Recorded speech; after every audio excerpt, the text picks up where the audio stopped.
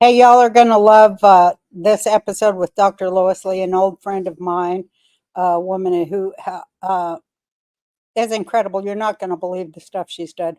Solved the Hillside Strangler case, saved 12,000 child prostitutes, which I was involved with and I talk about all the time, from pimps and child trafficking. And she's going to talk about the difference in America of people who are children who are trafficked and children who are child prostitutes, because it's important that people know that.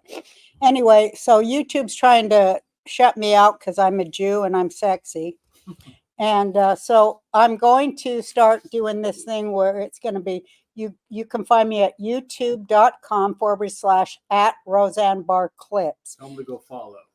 And go follow that, because subscribe and follow, because, you know, I'm not out here doing this for my health. I'm out here trying to save these children and wake up the American idiots.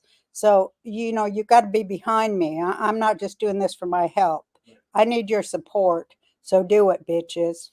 Nice. And also, you're going to be going to locals and possibly adding a second show. Yeah, I'm going to be going to locals and possibly adding a second show because people want to know the truth about the Bible. And I don't want to do it because it will crash my total career, but what have you. I'm ready to do it. God won't leave me alone. So I got to do what he says, of course, because I don't want to make him mad. I don't want him canceling me. You know what I mean? Smart. So follow me on locals. So follow me on locals, roseannebarr.locals.com. You know, that's what I'm going to do. I got to be telling the truth because people don't know, and I need to save you. Absolutely. And I'm going to do it. And you guys, if you do follow her, you don't have to subscribe because there's a paid subscription. You can follow her. If you do subscribe, however, this second show she's going to take audience submissions. So if you do subscribe and support, because I want to talk to you. I don't just want to talk to the air. I want to talk to people who know, and there's a lot of y'all who know, and we got to start making our web. Those who know. Right. And there's not a lot of us, but you know what Torah says in this day and age? All we need is 2,000 people who know, and that's critical mass. 2,000. Right. So enjoy the show. And again, locals, supporter at locals. If you are a supporter, you can have your submissions on the second show. You can be on the show with my mom. Something to think about. Anyway. Yeah, ignore me at your peril, bitches. I've been telling you the truth for 40 fucking years. Give me some fucking credit. Give me some fucking support. I'm out here alone. I'm an old fucking lady. Give me a fucking break. Hold me up. Do something, for God's sake. Oh, you see, my patience is growing thin. There aren't a lot of women on earth that I am in awe of and so admire, and can't even believe that I'm sharing a planet with them at the very same time. And at the top of that list is my guest today, Dr. Lois Lee, founder of Children of the Night, which was an organization that I became aware of through Tracy Lords way back in the day. I think it was the early 90s. And this woman is just, I can't wait for you to meet and speak to her. Hi, Lois. Hi, Roseanne. It's a pleasure seeing you again. So nice to see you again and be able to spend time with you and talk and catch up on the crazy world we're living in. Oh, and how quickly it all changes. Yeah, how quickly it all changes. You, when I met you, you know, Tracy Lords told me you should meet Dr. Lois Lee because she's helping child prostitutes, kids that are child prostitutes, and you know, in the business and of porn and stuff. Because Tracy Lords was underage when she was making those porn films, and she loved you, and that's how I met you. And I could not believe, first of all, that you had an 85% success rate of taking these kids off basically Hollywood Boulevard and turning their lives around from most of them, in fact, all of them, being victims of abuse and incest, and having had no idea or experience of safety or love in their lives. And I remember you took a van down Hollywood Boulevard with a bullhorn and screamed, I think it was at 1 or 2 a.m., and said, if you are being held hostage or in slavery to a pimp, run to this band now. And they, not We a did. lot of them, but a few would run. And then you would begin the process of instilling a self into them and saving their lives. Yes. Yes. Helped over 12,000 children. Wow.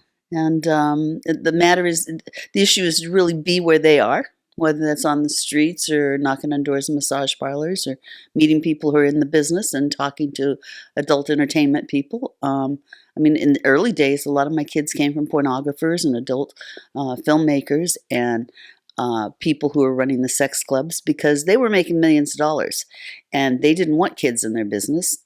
But the guys that worked for them thought it was funny to pass around tapes of kids or to give a girl a Quaalude and stick her up on a stage. And I've taken some kids away from some of the most dangerous organized crime people in the United States. Can you give us a story of one of your most memorable memories of, you were telling me last night about how you can spot a pimp. Can you tell us about pimps? Well, pimps, and people don't know this, but pimps are children who were victims, their mothers were victims of domestic violence and rape, and they witnessed it as small young boys. And they were powerless to do anything, and they were emasculated. And in that process, they identified with the perpetrator. But every pimp has a mother. And when he's out there pimping girls and taking money, he always takes care of his mother. She has a new car, she has a home, because he feels guilty that he wasn't able to do anything at that time. And that's the process. And if you understand that humanity, then it's kind of easy to deal with pimps. I mean, I'm well known among that subculture as that I get it. I know about that.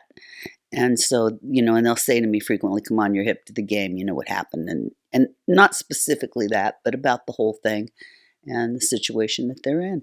So it's not like I'm forgiving. It's not like I wouldn't put someone in jail if they hurt a child. I don't go after pimps. But if I have a child and a pimp has really abused her and he needs to be put away, I'm game. Is there any changing any of those pimps? Is there any waking them up and getting them to realize that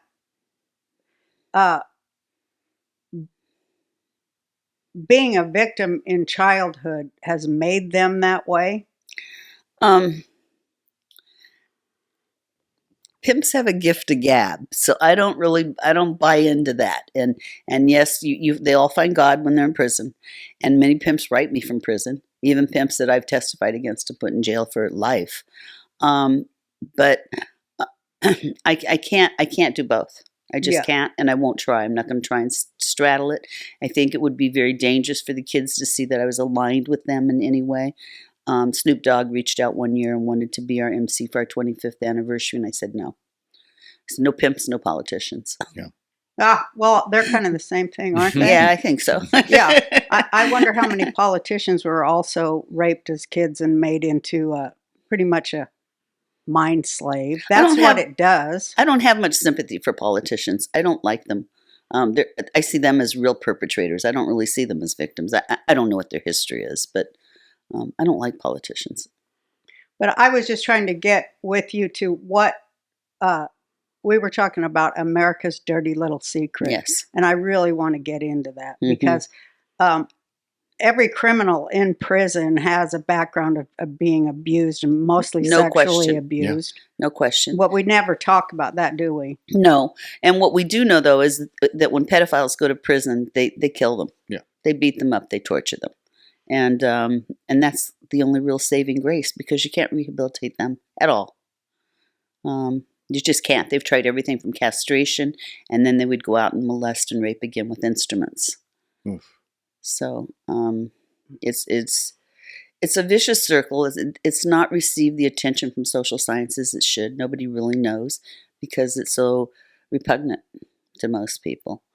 But yet it's so repugnant that people turn away from it and allow it to continue to where it's at epic proportion. Talk about a virus. Talk about a deadly virus. Exactly. And America is the home of it, isn't it? It's the center of worldwide child prostitution, child pornography, child disappearance. Yes, and it's different than other parts of the world because in America, it's all, there's a sickness to it. There's an addiction to it. And when you look in other parts of the world, there's a different kind of justification because maybe it's economic for food, and a place to sleep, because the economic conditions are so different. So there's a real insidious environment and attitude and rearing of pimps and prostitution, child prostitution. And then you have the customers who come from every single walk of life. I've seen everything. I've seen everybody. Hey, Ma, I know you're out here Oh, smoking. you're going to start all over the Yeah, fuck just real over? Hey, All right. Ma, I know you're smoking and watching your Q videos, but I wanted to talk about American Financing, my favorite sponsor. 17, the Book of Esther. That's Go. very related. I'm not sure exactly how, but anyway, American you don't know. Financing. If you are a homeowner and you're struggling with debt, credit card bills are racking up. We're all struggling. We're in the Kamala Biden economy. These people are awesome. I talk about them all the time. They've been in business for 25 plus years. They're family owned and operated. They don't take commissions. If you are a homeowner, you can call them today. It costs nothing to call them. They can save you an average of $854 a month, which is like getting a $10,000 raise. You can refinance your home. It costs nothing to call them. And if you call now, you might even be able to delay 1 to 2 payments. So check them out. They're huge. They're awesome. They're legit. And they will help you make some money. It doesn't hurt, right? I hope not. Some people have been bitching at me saying, oh, you're getting people to set up for the mortgage, for the banks to steal their This is not like that. Right. Y'all think you know, but you don't know. And that's why I'm going to locals and other places for people who do know. Because Torres says in this day and age, all it's going to take is 2,000 people for critical mass change. When the monkeys all start washing their foods because, a critical mass of monkeys did it first, and they surmised that it was 100 monkeys that changed the minds of all monkeys. And we're going to be them 2,000 that wakes everybody up, because we can't give up on these children just because they've been mind controlled and they're under a curse. We're going to save them. So here's what you're going to do. Call 866-890-8585. That's 866-890-8585. Or visit AmericanFinancing.net/Roseanne. I don't lie. I ain't going to take you down the wrong road. It's just, you can't tell the good guy from the bad guy. So I just had to go into this deciding that they were bad and these kids were good. You have to kind of be black and white in that respect. And you have to find your heroes where you can find them. Well, how did you build this? You built this organization you defied every single step of the way because you stayed away from the government, right? Yes, exactly. And what had happened is Jimmy Carter was president, and it was during the Hillside Strangler, and I was a young radical feminist who wanted to be a college professor. I was at UCLA in a PhD program, and my professor said I had to do a statistical study for my dissertation, which is the last step, and wanted me to look at census data in Chicago and predict the next race riot based on demographics and temperature and that kind of thing. I said, I'm not going to do that. And my mentor from undergraduate school, we went to San Francisco for the American Sociological Association. It was quite innocent. And she opened the paper one morning. She said, oh, look, across the street is the first National Hookers Convention. Let's go over there and give out our questions on female sexuality. So I said, okay. And so we go over there, and I meet Margot St. James, who's the founder of Coyote. I know her too. And Margot said to me, you can't be involved with us because you're not a prostitute, but I want to introduce you to someone. So she introduced me to 2 women with the ACLU who had sued the Oakland Police Department for not arresting the customers. And they won. And that meant the police could not bring in a prostitute unless they brought the customer. Nobody wanted anybody to go to jail. They wanted the law equally enforced so that we could take the criminalization out of prostitution. And they said, why don't you do it in LA? Well, I was 25 years old. I thought it was a great idea. Nobody else did. And I found my friends go, oh my God, you need a lawyer. And they found me a great lawyer who'd been a prosecutor, and he got a court order to defend these prostitutes based on us challenging the constitutionality of the law. Well, they went berserk, the police department, because here I am as a statistician going through every single police report filed for the last 3 years. And they're going, oh my God, we don't know what's in them. And then I'm looking at the publications they put out, which were total lies in terms of numbers. And I was going into court to testify as an expert. And the male judge was a presiding judge who was an ex-cop, threw the female judge out of court. And he demanded I come to court. My attorney literally snuck me down the back steps of the criminal courthouse and said, if you don't step in this courtroom, you can't touch you. So they threw the case out. So nobody went to jail for prostitution. So we did this several times. And I became a hero among the streets, even among the pimps. The pimps that go with her because she can keep you out of jail. Well, what had happened is there were the Hillside Stranglers, and 10 girls had been killed. And by that time, I had met a couple of girls in court who were victims who died. And one night, a madam, and let me clarify that, she's an 18-year-old heroin addict who's got a list of customers and running ads in the underground. And she sends out a girl and she calls me. She says, oh my God, he's not answering the phone. I can't find the address in the Thomas guide. I said, get into her apartment any way you can. See if you can figure out, if he changed the address. I call the operator and I say, I need the supervisor. I've learned at this point not to use the word prostitute. And so I say, I run a rape hotline. And can you tell me about where this phone comes? I've got a woman who's in trouble. And the supervisor shouldn't have told me, but she did. And she said, it's a payphone. I said, okay. So I started to call the police. And then I had the address because he had changed the name. And I knew we were in trouble because he didn't change the numbers of the apartment or the apartment number. He changed the name of the street to where it rhymed. So she wouldn't think that there was any kind of foul play. Because if he would have changed the number, she wouldn't have gone. She would have called back the madam. And so I knew we were in trouble. And proceeded to call the police for over an hour. They were supposed to come to me. They couldn't come to me. I went to them. And being an academic, I was writing a term paper. So I'm sitting there and I'm writing all these stories of these people coming in the police department, which was good because later it was evidence that I really was there when the police came out and tried to tell me I was confused. I was a liar. They tried to discredit me. And when I pulled out my notebook, they just went, okay. Anyway, I went home and I called Warren Wilson, a KNBC news reporter. And it was like 3 o'clock in the morning. I said, get up, we got another one. He said, what? I said, we got another one. Gave him all the information. Went to the apartment building. He said, it's a security building. Her car's here, you're right. Her keys are in the middle of the street. I can't get in the building. It's a security building. What are you going to do? I said, I'm not coming out. I'm going to stay here. These guys were very dangerous. And I said, I'm just going to wait until I hear from the police. And the next morning, I called a friend of mine in the sheriff's department and told him what happened. He said, oh my God, they didn't take a report from you? Because he knew my family, he knew me. I said, I'm telling you what happened. He says, we got a body. Sounds like the girl you reported missing last night. Oh my God. Where are you? I says, I'm home. He says, don't mess around. Do not move. Stay there. And so Warren called me and said, there's 55 LAPD cops. And if there's any evidence, they've trampled it. He said they got a body. So he decides to meet me at the sheriff's station. We'll do an interview from there. And I recant. And nobody in the sheriff's station, everybody was so scared of who was going to tell me because they thought I was going to break down and cry that, it was my girlfriend or something. They didn't, recognize me as a professional. It's okay. That's just the time. I'm just trying to describe the time.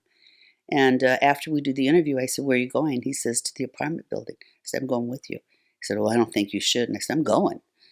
And so we went, and all the cops were upstairs, and they knocked on the door of everyone in the apartment and asked them for their driver's license.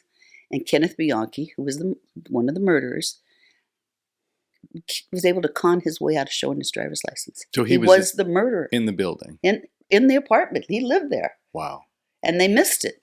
Meanwhile, I grabbed the landlords and the managers, and I said to them, hey, who was in that apartment last night? I know you rent the empty apartments, for cash. Who's in it? We don't speak English. Down comes this big, sergeant or whatever he was, head of homicide, blowing smoke in my face from a cigar. And I said, he's in this building. He's here. And he said, no, we've cleared the building. That's how I knew they were asking for IDs. I said, these people know who was in there. And he's going, what do you have to tell me everything. He's going to come and he's going to kill you. And who are you? And I stand on my tippy toes and I go, I'm Lois Lee. And then I says, I'm going to go talk to my lawyer. I'll call you. And I left. Turned out just recently in the last year, I met the daughter of those managers. And she said, he was in the building. I live next door to him. My mother told me that morning she saw him and Angelo Bono carry the girl out in the blanket. Oh my gosh. It was right there, right in front of them. And they just blundered it again and again and again. And then they tried, of course, to discredit me. And this new police chief comes along named Chief Daryl Gates, who said, we're going to listen to her. We're going to talk to everybody and we're going to listen to her. And he and I became good friends after all of this was over, but he really did protect me and all of that. And the search was on, and I was so angry. I said in one of the interviews, at 5 o'clock, it went nationwide on the news. And 5:10, it's like every news reporter was in the small little office I had. Wasn't room for anybody. And the police are calling me from Century City, and they said, you're to get over here right now and tell us what happened. I said, no, I'm not coming there. And they said, no, you're going to come right now. And I said, there's press here. I don't know what to do. And they said, if you tell them anything, I will personally get you. If my little girl wakes up tomorrow morning and reads the paper and knows everything that happened to that little girl, I'm going to get you. I'm going to punish you for this. And he said, we're doing a movie. We're doing a movie. He says, and you need to tell us everything that happened. I said, well, I have to go. So I said to the press, I can't talk to you because they say I'll ruin the investigation. And they said, what do you know about what those guys did to the little girl? I said, nothing. What do you know? I know how many times I tried to call the police. I know what the police did. I know what happened this morning. I know that he's in that building. And they said, now, do you know why they don't want you to talk to us? Just tell us what you do know.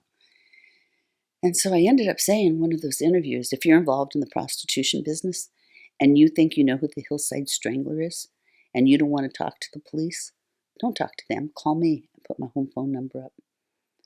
And my phone rang off the hook, and Warren Wilson from KNBC, Wayne Satz from ABC, and Jim Mitchell from KFWB all came to my house, and we split up the calls and organized the tips. And I wouldn't talk to the police. They had to follow us. And it drove me crazy, absolutely crazy. So, and we went after him, but the press really ran him out of town. I think he did one more murder up in Glendale that was different than picking up girls on Sunset.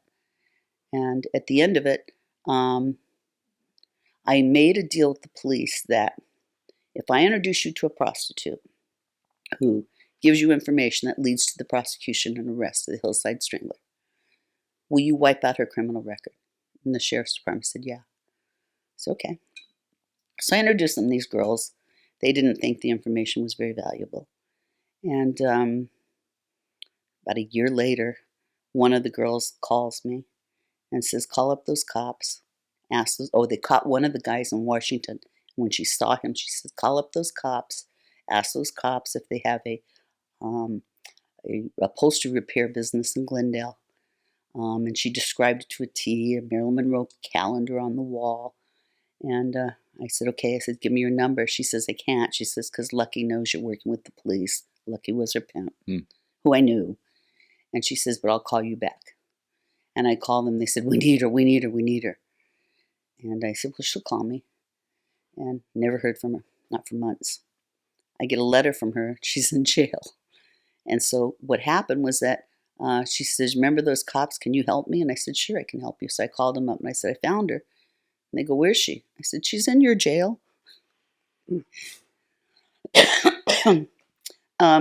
Did she get out? Yeah, they went down and they talked to her, and then they had her call her pimp and ask him for the book, and he wouldn't give it to her. So they took her out of jail, took her to the pimp's house, and she saw all of these teenage prostitutes. That was the first time we knew teenagers were working as prostitutes. And did this lead to catching Bianchi at all, that tip? Yeah, well, it ended to organizing all the witnesses. Wow. Because she could put Bianchi with Bono. Amazing. And the way she knew him is she and Yolanda, who was the first Hillside Strangler victim, had gone to their house and sold them a list of customers because they wanted to be escort pimp operators. And so what happened was that they sold him a book. You know, books are like they have in-call numbers. Many guys will come to you and out-call numbers. You go to the guy. And they wanted just the out-call, and they sold him everything. They ripped him off. And so a lot of people believe that the first murder was a retaliation for that. Wow. Well, their upholstery business, weren't they reupholstering police cars? Yes, and so they used the police cars at night to pick up girls. That's why the girls would get in the cars willingly. Wow. Oh my God, nobody knows No. that. Well, it was all over the news. The investigators know that. It did come out. I didn't know it, and I really followed that case. Yeah. I didn't know they were using police cars to pick up prostitutes and kill them. And they also would take these girls out to some kind of building out in, I don't know, East LA somewhere, where they were having sex with all these high official police officers, Oh, captains geez. and stuff. And so the girls were afraid to go to the police. Wow. My So God. anyway, so Debbie ended up, so then this was very quite funny because so she goes to the house. She's pissed at Lucky. He won't give her the book. She can't find the book. So she comes to my house with the two sheriffs, and we're sitting in my living room, and she says, and we're talking, and she says, "Where's that file cabinet that you kept in your office?" And then I pointed through a little window, and I said, "It's right there."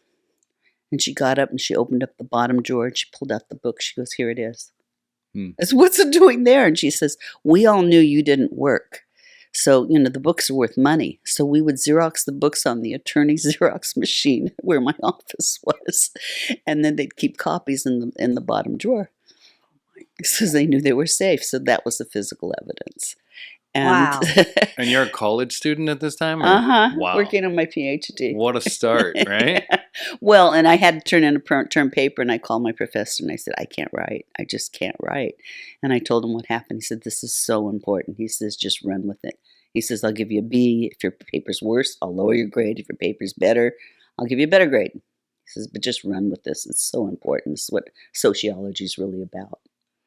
So then we had the evidence, and then we had other girls, and then there were other girls who knew him, and we organized the other girls. One girl was, I mean, their lives had changed. One was married to a police officer. So I had to organize them to get them to say, "It's okay, we're going to go into court and testify against Angela Bono," because Bianchi ended up pleading guilty in Washington, I believe. "And we're going to go in and testify against Bianchi, and it'll be okay, and I'll be there with you." And so we went and we put them all in a hotel, and one of them, one of the first girls, she ended up staying with me. We went out dancing and stuff and had fun the night before. I says, "Don't worry about this. I've done this lots." So we went in and went to court, and everybody testified, and then I was the expert because nobody knew what a book was, you know, and how that worked. And I had to testify, if you can believe this, that as gruesome as these murders were, and with all the evidence they had, I had to testify that the prostitutes had given me this information before the press, or that they weren't just lying because the police told them to or stuff. I said, "Yes, I knew this then. I tried to tell the police, and not my fault if they didn't write it down." You know, so it was a mess, and that's really, then what happened is pornographers and strip club owners, Eddie Nash being one of them, I don't know if you know that name, would call me and say, I don't want kids in my business, you know, come get them. And then I had all these kids come through my house. How old were they? 11 to 17. And 11-year-olds didn't look like 11-year-olds. So nobody believes I'm talking about children as prostitutes. And there's one police officer. His name is Fred Clapp. He's a vice cop, one of the best skilled vice cops I've ever known. I don't trust him, but he's very, very good. And there was a little girl that was 11 that was in, her mother called me, and they put her in the adult jail.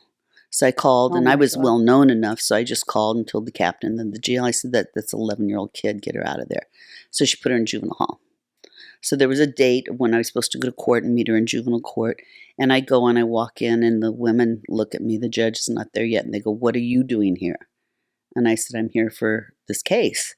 They said, "Oh my God, that was yesterday." They said, "How old is she?" I said, "She's 11. The judge said, "That's an 18-year-old. If I ever saw an 18-year-old, I don't know what Lois is doing." So I go back to the police and I said, pull her out of jail. And he said, nobody believes you. They're going to go after your credibility. And I said, I'm telling you, she's 11. He says, okay, have her mother, who was in San Bernardino, go to the sheriff's and teletype or telex her birth certificate to us. And they called up and they went, damn, the kid's 11. And they were the first agency to realize that they were processing children through the criminal justice system. She didn't look it. She had big breasts. She was 5'8", and developed because she was sexualized when she was young. Right. Girls develop faster when that happens. So, right. Yeah. How horrible is that? They never have any kind of a childhood. No. So they think that prostitution is just normal. Well, it's not that they think it's normal. It's just a pimp creates a rationale for them. You don't have to stay at home and lay in your bed and wait for your mom's boyfriend to come into your bedroom. I can show you how to have sex with men, how to control the sex, and how to get money for it. And you can have your nails done, and you can have your hair done, and you can have nice clothes. An apartment. And we'll go to restaurants. And some of it comes true. They do get their nails done and their hair done because they have to, because they work, and they do get nice clothes, skimpy clothes, to wear on the street. And so it's, I always say prostitution, life as a prostitute is better than life at home. And until we understand that, we're not even going to begin to touch the prostitution problem. And so, these new organizations, sex trafficking organizations that have popped up and everything, they consider prostituted kids repugnant. And they just get furious with me if I use the word prostitute. But too bad. It is what it is. Because they want to call it trafficked? They would call it sex trafficking because they think it's more palatable to people. And also they can engage more attractive victims, middle-class victims. Because it really is a class thing, isn't it? It is a class thing. My kids are poor. They come from poor families. You don't have to be scared if you're prepared. That's the bottom line. Get prepared before anything happens. That shows you're thinking. You know what I mean? The wellness company created the medical emergency kit. The medical emergency kit, and every home in America should have one. I got them. I mean, because better safe than sorry. Remember your grandma told you that, and she wasn't lying. Every American home should have one. They're packed with life-saving meds like ivermectin, hydroxychloroquine, antibiotics like amoxicillin, and even a Z-Pack. Because they'll probably cut those off. I'm telling you, like in Hawaii. Yeah, okay. And it's all backed by experts like Dr. Peter McCullough. Imagine this. You don't have to go frantically searching for a doctor that'll take you, and no more emergency waiting rooms. Just a few clicks, or to hear him say, no, we don't. That's a horse tranquilizer. Remember the Joe Rogan show? This kit is delivered to your front door. This stuff works. Protect your family. Prepare now. Don't forget about it and start thinking about the Queen of England and her problems. That's what they've got you doing, Head over to twc.help/RB and use the code RB to save $30. Don't wait till it's too late. Act now, take control, and ensure that you're protected against whatever they got cooking. That's twc.help/RB. Use the code RB, save $30, free shipping right now. I'm warning you, you got to do it. Well, and then again, you have rich kids. I had Walter Winchell's granddaughter. I met her. Yeah. Yes, I knew. Yeah. I knew kids of famous people all over Hollywood that I was in therapy groups with. Yep. Will you move your mic, or just move it to your... Yeah. And, sorry, thank you. It's good stuff. Being abused. But the real underlying thing here is incest and sexual abuse in families, isn't it? Yes, it is. That's whether it's brothers or fathers or stepfathers or uncles. Grandpas are big. Grandpas are real big. The unspoken thing, though, which I learned because I just got into it because I was in a lot of therapy groups. I had problems myself, and hearing other people in Hollywood is where it started for me in therapy groups. Hearing their stories, and when you hear them, it's soul shocking, and especially how they get away with it, like on an industrial level in Hollywood. Mm-hmm. In that, but everything seems to be based on the abuse of children, and I would see it being in show business.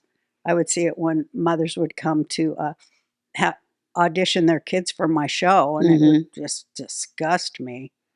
I remember this one mother had babies that she wanted to play the baby on the show, and she goes, "You want them to cry?" They always had twins because they could only be on camera 30 seconds. Yeah. And she goes, you want them to cry?" And then she'd hurt their feet so they'd cry. And she's smiling as she did it. And I freak out and have to call 35 psychiatrists to deal with Yeah. it. But yeah, they had famous, this is what I wanted to say.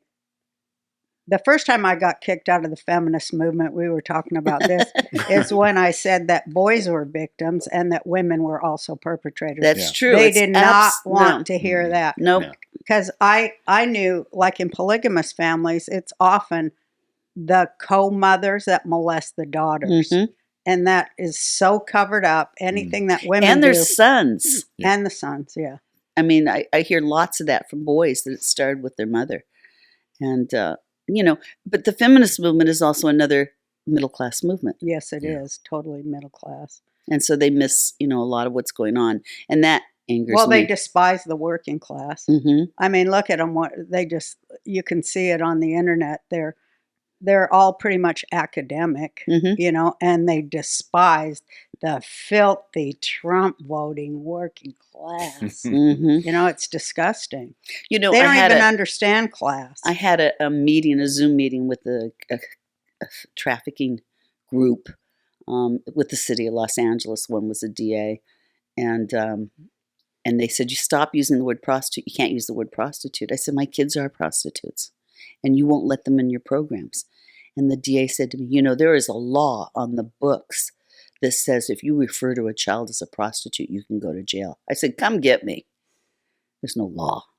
But, the intimidation that they would use. And, of course, and then I took one of the videos. There's that, what is it, the white underbelly video, Yeah, YouTube. soft white underbelly. And a little girl that I raised who used to run around naked, not in stilettos even, naked. And she was a drug-addicted baby. And her mom was a dear heart, but her mother was messed up. And she was running around the streets, and the police would wrap her in a blanket and drive her to me. Again and again and again, every time she'd go out the door. And so I put that little video and I sent it out to the whole group. They were "Why would you send out something so filthy and so nasty?" I said, "Because those are my children. Those are my children. And yes, they've got lots of problems." They're the refuse Mm-hmm. of America, right? Mm-hmm. And isn't it 1 in 3 girls and 1 in 4 boys? I don't know. And I don't know how anybody knows those numbers. It's a lot. We know it's a lot because it doesn't take a lot to be sitting around with 4 or 5 friends at lunch and women to start talking and say, "Yeah, my dad did this," or "My uncle," or "I had this one experience." Everybody's had some experience. It may not have been full-on intercourse or oral sex, but some experience with inappropriate touching. Yeah. And everybody knows somebody in their family that Yeah. had it happen to them too. And oftentimes the Everybody. kids get blamed. Well, yeah. Yeah. It follows that. It's like a mind control program Mhm. to break somebody's soul. Yep. So then they become I won't say willing, but they become a kind of a robotized, enslaved Mm-hmm. operative to keep it going. And it comes on from a really high level, right? You know how high a level it Yeah. comes from. Yeah, and dealing with them, I mean, you really have to come at them with unconditional love, even if they spit in your face. No one's ever done that, but they've turned around and said bad things about me. And then they'll challenge you. I mean, I had a little girl once who said, I've just had it with your crap. I'm going back to the streets. And the police were in the lobby. And I said, do me a favor. And she said, what's that? I said, next time, get yourself a good pimp. And she went out the door. The police looked at me like they were horrified that I said that. And while they were still there for the meeting, she came back. She thought about it. Because the pimp she was with used to beat the crap out of her. She didn't get to keep any of the money. So you really have to get down and deal with it on a level that they understand. Well, you were telling me about, was that at your house where you found out? I mean, you've had to look the devil in the face 10,000 times. No kidding, yeah. And so I wanted to know how you went from just taking kids into your house to founding the place that I came to see. Well, I wanted out, school. because I still wanted to be a college professor. So I couldn't get any money. I wrote a government grant, and at the bottom of it, it said, you have to sign here that you sign over all of your trademarks, all of your copyrights, everything you have. And I was an academic. I was going to write a book. I wasn't signing everything over to them. And then I had to get letters of support from the community. And the mayor's office said, no, we're setting up our own program. We're not going to write you a letter. So that just was not going to happen after 230 pages. And in came Ronald Reagan as president. And I was on this little documentary. It's called Eye on LA with Paul Moyer. And I did a little cocktail party. And it was about me being out on the streets. And he got to interview kids that were in my house because there were no laws. You couldn't hold me to anything. I wasn't an institution or anything. And so we did the show. It was a 9-minute piece. And my phone started ringing off the hook. And it was President Reagan's kitchen cabinet, who were on boards of directors of foundations, who said, we're going to give you money. You need to fill out. Someone from our office is going to send you a grant proposal. Do you know how to fill it out? And I said, I think so. I don't know. I've never done that. He said, if so, you call. If not, you have any trouble, you call so-and-so. They'll help you fill it out. And that's how I got my first grant. They said, we want the program out of your house.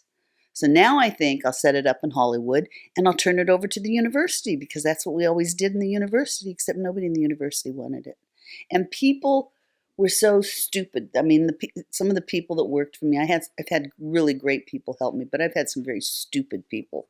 One young woman who took home some boy, and then she's surprised to find him at her car, a week later, and he's going to hit her or do something. It's just, why would you do that?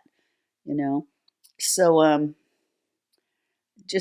it was very, very hard building staff. So my staff really became kids that I pulled off the street. And because they knew how to talk the language, they were good at it. I learned from them. They learned from me. And they taught me some very funny things. Like we had to go down to see a boy at the men's jail. He was 18 and a long line of black women, because mostly the black children are in prison. And they all have the babies and the family, and they're all crying and all of that. And they're going to close. And they just close on him. Sorry, you didn't get in line. And she went up. She was a tiny little blonde. And she went up and she said, we need to see so-and-so. We're from Children of the Night. He said, I don't care where you're from. You're not going to see him. She says, you see all those women there? You want to riot? You better let me in. And he opened the door and let us in. So, and that's the way we just moved, and the Children of the Night name really, started to grow. I mean, I had situations where the commander in Hollywood came over and gave me the riot act and asked me how much money I made. And he says, you only make what a Detective 2 makes. And I said, is that good?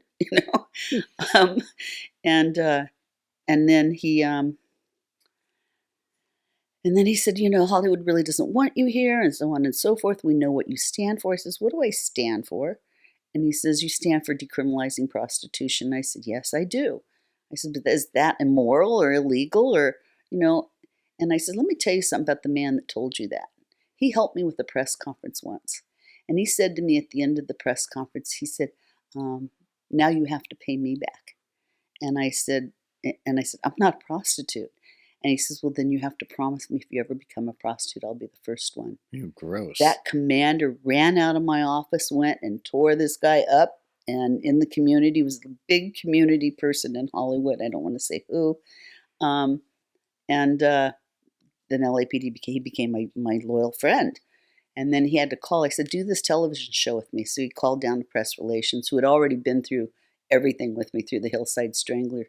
And Commander Booth said, you can do any show you want with Lois Lee. And he called me up. He says, I don't know who you are, but he says, we're with you. And Well, they I said, love- don't let her get hurt. I love the story that, we both kind of got our big start from Johnny Carson, right? Yes, yes. So tell about what Johnny Carson did for Children of the Night. Well, I had this drop-in center, and we were always poor. It was all hand-to-mouth, grassroots. And then someone had nominated me for the President's Volunteer Action Award, and I was invited to Washington, D.C. to have lunch with President Reagan and receive the Volunteer Action Award medal that was presented to me by the President. So that just really, and I met a bunch of the kitchen cabinet, and Newt Gingrich was saying, this is a solution to society's problems. Mhm. We don't need government grants. Right. Look, she did it through volunteerism. It was a private initiative. There needs to be more of this. And so they really rallied around me. And that was very, very helpful. And then I came back, and then I just met this publicist. My girlfriend, who was a publicist, introduced me to this guy and says, listen, he's going to go see Johnny Carson. And he says, I work for NBC, and I have to go give him, a proposal to do a PSA. They want him to do a PSA. So give me your stuff, and I'll throw it in there. But look, there's 300 of them. I can't guarantee anything. And he said, it was amazing. He called me. He says, Johnny went very quickly through all of them. He said, this one, grabbed yours. And then we'd have these conversations. He'd say, how goes the war? I mean, he got it. He really, he knew what it was. And I sent a grant and asked him after that for $100,000. And his lawyer called me up, and I had to go to the office in Century City, and I made one of the men on my board go with me. And we went, and he said, Johnny's not going to give you 100. And I, put my head down because I'm used to people saying no to me. And I said, okay. He says he's going to give you 50. He says, but he wants to give you more. He gave me over $1 million over time. Wow. And I could call him, and tell him this is what's going on. He always wanted to hear the stories because, people like that, who really care and want to do something, they're not going to go out on the streets, but he wants to know what's going on. What was his PSA? I love this. Tell the PSA. This is Johnny Carson. If you don't know where your child is tonight, Children of the Night might. They're out on the streets rescuing kids. They're providing food and housing and medical services and counseling. Call now. And they gave the number.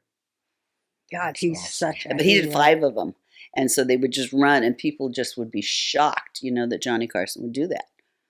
Another person that is vilified by feminists is Hugh Hefner. But let's talk about what Hugh Hefner did for Children of the Night. Well, let's Which see. is why I always liked him for that. I'm trying to think. Someone else was.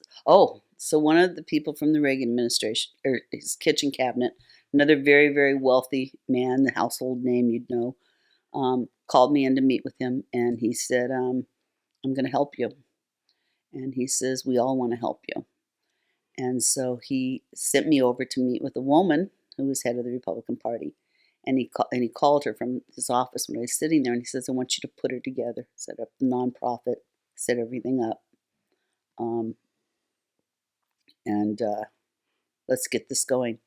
And I went to talk to her, and she snubbed me. And she said, we're not going to do this. It's too risky for us. Jeez. So, I was used to it. And so my girlfriend was Playmate of the Year. And she had a little Mercedes that you get when you're Playmate of the Year. And she called me up and she says, come on, I'm going to take you to dinner for sushi. I said, okay. So she picks me up and she says, Hugh Hefner watches everything you do. He videotapes everything you do. And he has the newspaper clippings. He's got a book on you of everything you've done. And she says, in fact, some of the guys were joking at the mansion saying, did you hear what she said on TV? And Hef said, that is not what she said. And no one will ever speak about her that way again in this house. She says, call him, he'll help you. Well, don't really want to call up Hugh Hefner, right? So the next day I put my little suit on. I go to the Playboy building where all the lawyers are. And I tell them that I want to meet, that I want Hefner to help me. And they said, you're out of your mind, which I was used to hearing. I said, I think you better ask him. And if you don't ask him, I'm going to know. But I didn't tell him how I had the information.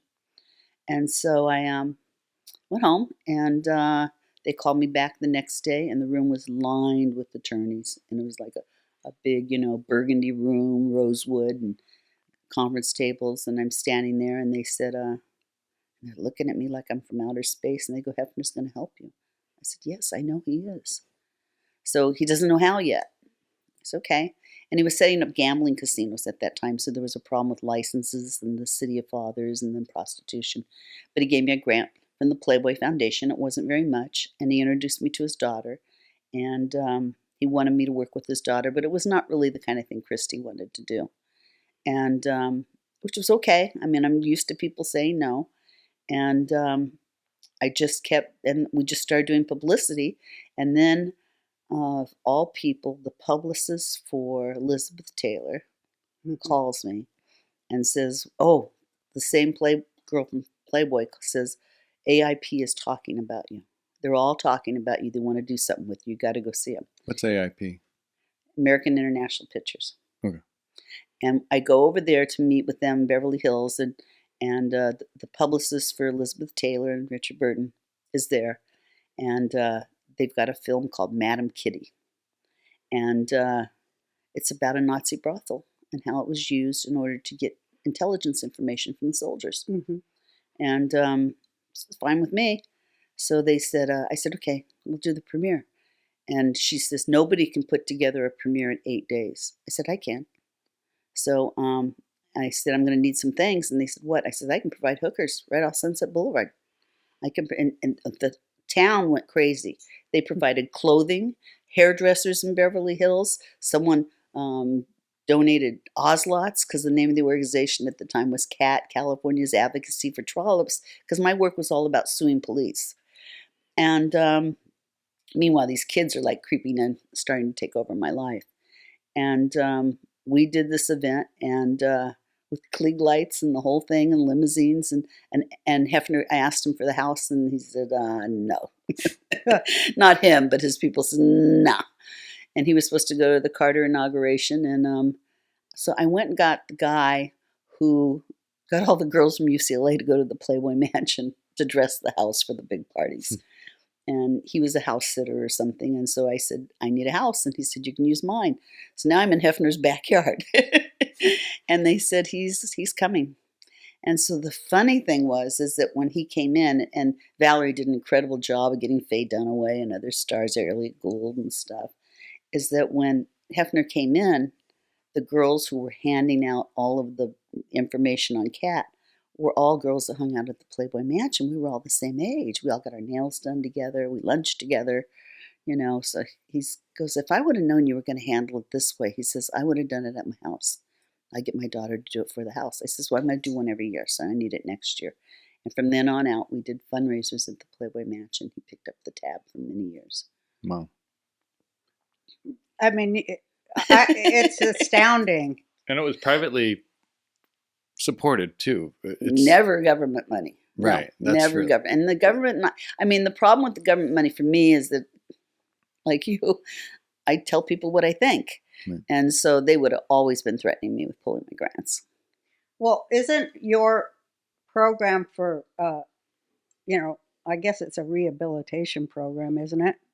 It's also a saving. And well, it's a home. It's a shelter. It's not just a building. It's a home.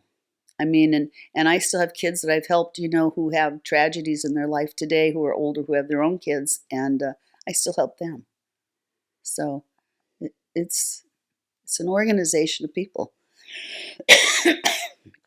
And talk about your board. I want you to talk about the organization, because it's just so brilliant how you built it, all without the government having any control, all without CPS, all without any corruption. Yeah, no, I don't deal with anybody. Any of those people. But I have all the kids. And because kids are not going to stay in their homes and follow their rules. So my chairman of the board is Michelle Martin. And Michelle is a young lady that there was a situation called Hotel Hell where we found hundreds of kids living in condemned buildings in Hollywood. And my outreach team at night, the street team went in, they found them, they pulled them out, they said, we'll get you medical services. And it was an eyesore. And it was a big problem because the police department knew about it. The kids were living, there was staph infection, there was torture, there was everything going on that you can imagine. And all the kids ended up on my doorstep. All the press were there. And the commander called me and said to me, you can't just do this. And I said, what am I going to do with these kids? I'm not going to leave them there. You need to help me. So city council called me and said, you are not to speak to the press without our permission. Wow. I said, I don't work for you. Yeah. I have nothing to do with you. I'm going to do what I want to do. So then they called the police and they told the police to stop me. And the police said, we're with her. And so they went and got the dental society to give all these kids toothbrushes and toothpaste, and they tried to get clothes and all kinds of stuff and work side by side with me.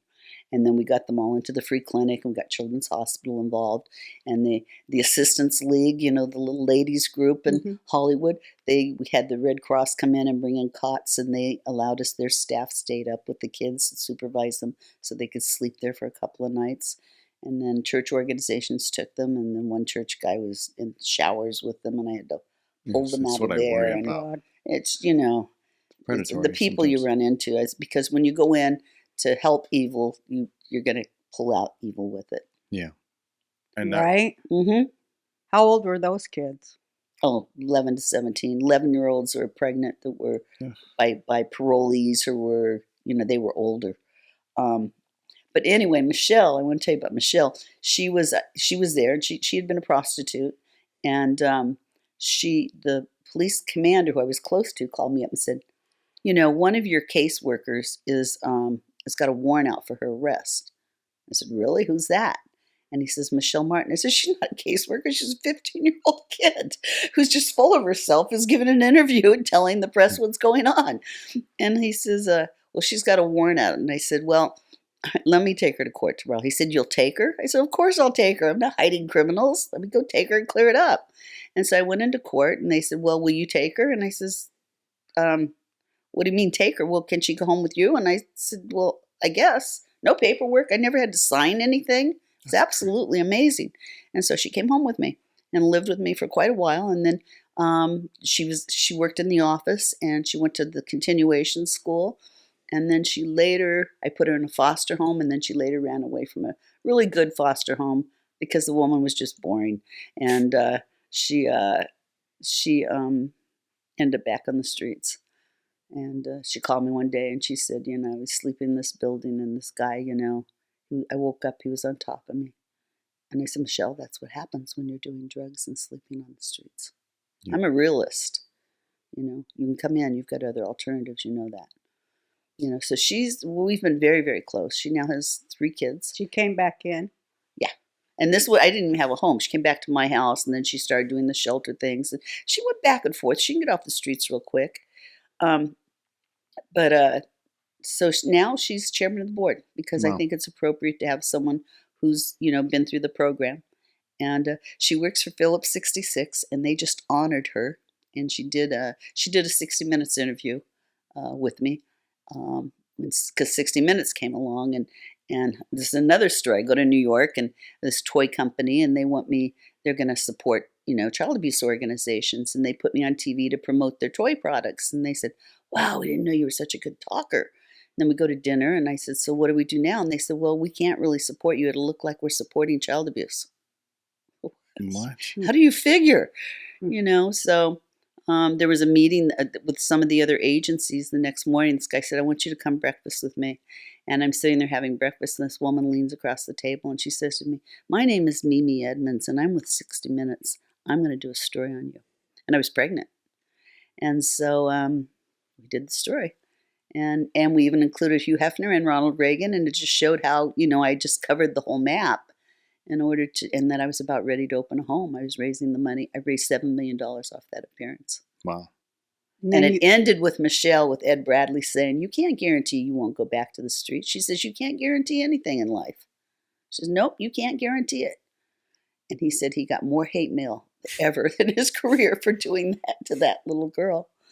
And Don, the man who started 60 Minutes, Dawn. Yeah, I know who you mean. I can't remember his he's a name. very famous storyteller. Mhm. And the producer said she took him all the films. She was nervous she didn't have enough kids because I was protective of filming the kids. And he said, "I don't want to see those kids. Give me her. I want to see her. Give me more of her."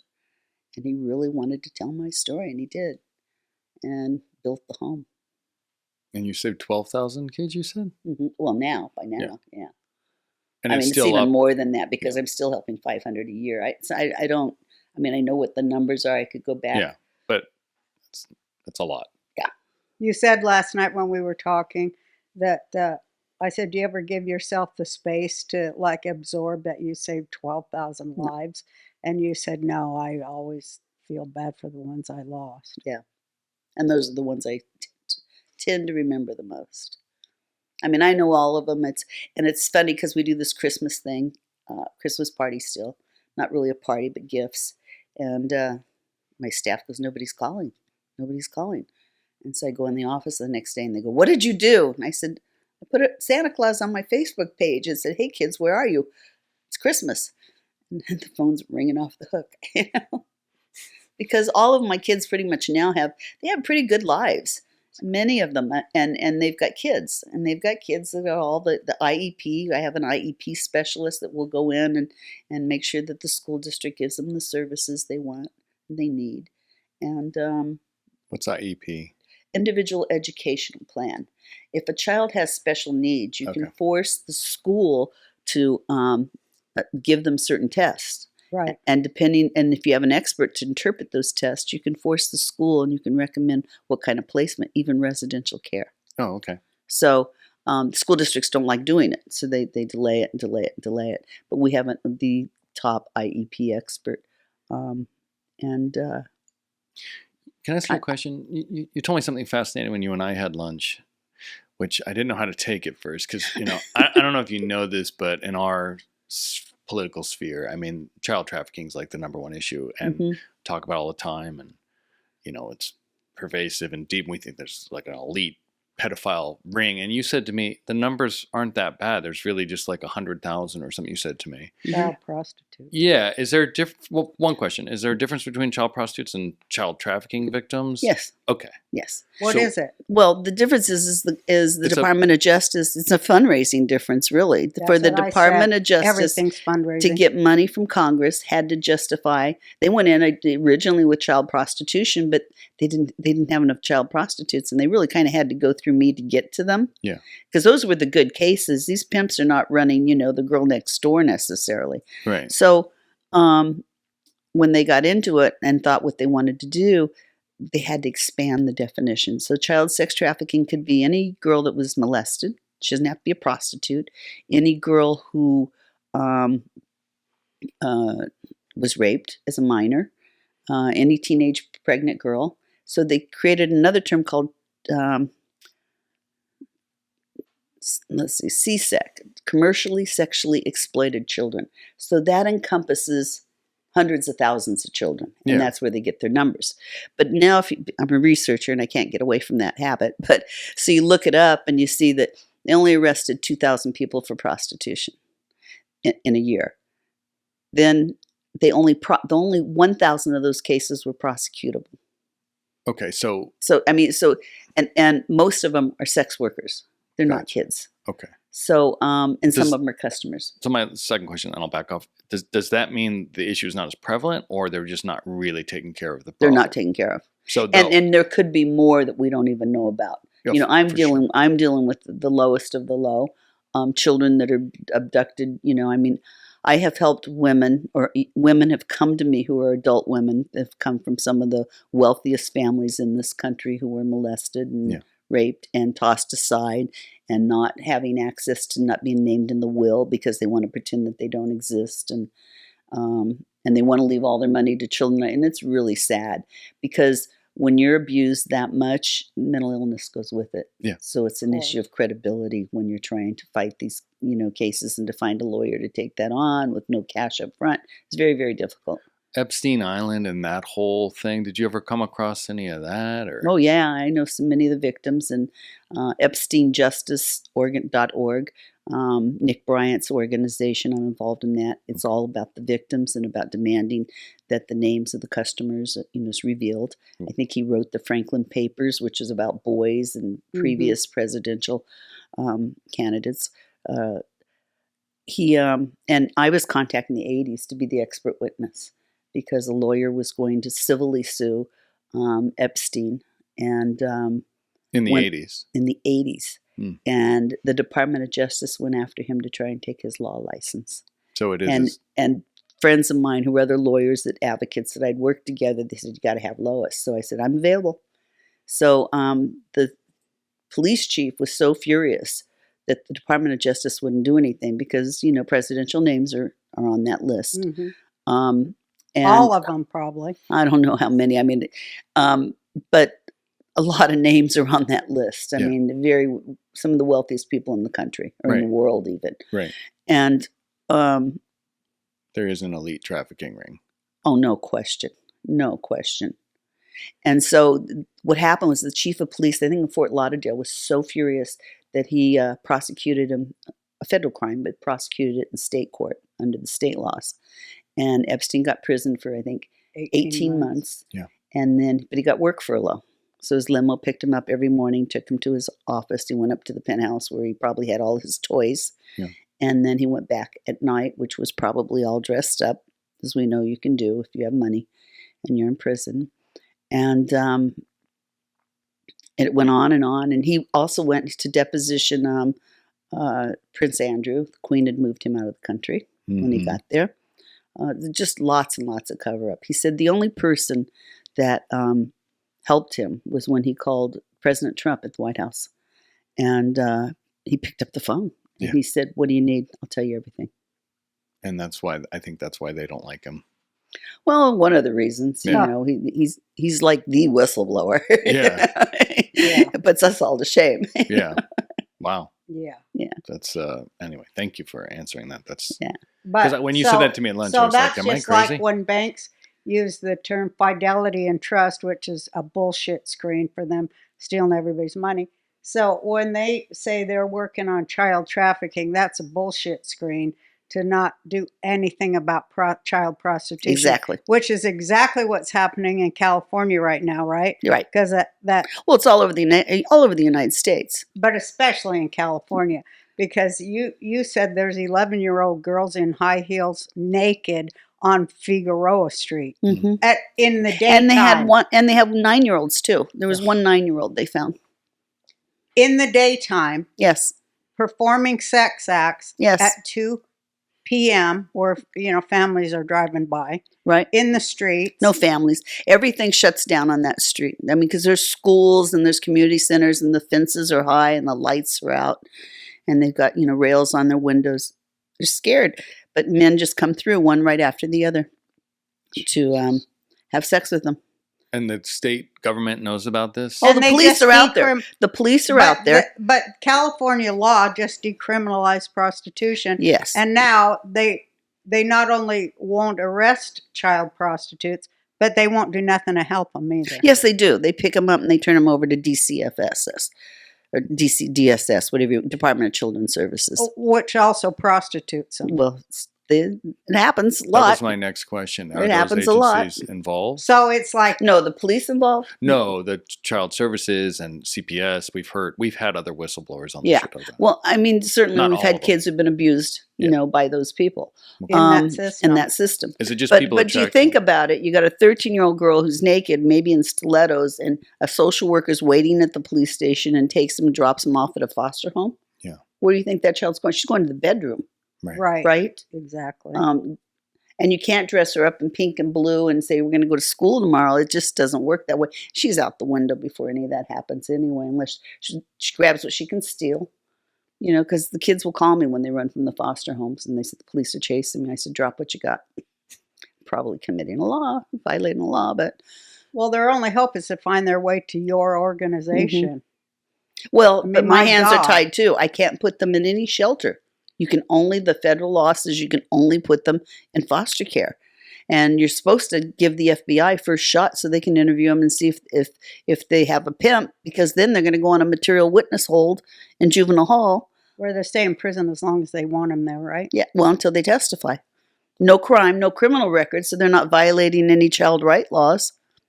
They say it's for their own protection. But They they're get just meals. they're just in prison forever. Yeah, they're with general. Well, not pub. forever, but for a long time. And I had a little Years? 13-year-old. Years. I don't know if anyone has been there for years, but I know kids have been there over a year. And we had a 13-year-old in Fresno who tried to hang herself 15 times in 30 days. And finally we went to the judge. This is stupid. Let her go. So they put them in juvenile hall with like In solitary confinement. Okay.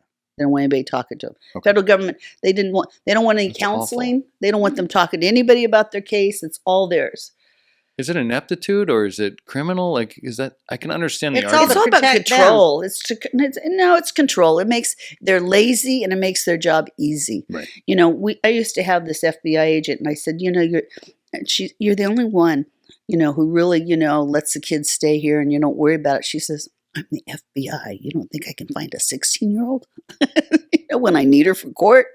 And besides, you know, when the kids would call and we'd know where they were and stuff, we'd say time to come in. They'd come in to go to court and testify and put away a guy that threatened to kill them. You know, so, but that was too informal, too much for them. The stuff they do. There's been district attorneys who've lost their law license, who've been threatened with jail for faking evidence and stuff, for trumping up you're these talking about cases. Kamala They Harris? don't do it. I don't know anything about her, Just kidding. and She did stuff like that when she was DA of California. That's another podcast. I don't know anything about her. She hid evidence that would have got somebody out because she wanted to keep him in prison.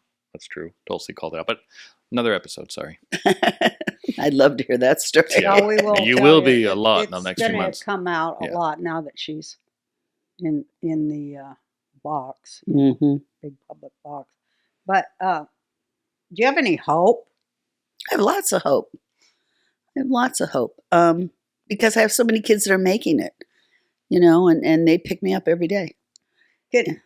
How can you? Well, I know you're working on setting up your legacy so that Mm-hmm. it continues after we pass our mortal coil Mm-hmm. because we're in our 70s. Mm-hmm. But I just think, how can it be replicated in every city and every town Well, in you know, America? that's interesting because that's what Backpage wanted to do, and they were willing to fund it until the government decided that they were the biggest pimps in the whole world, which was not true.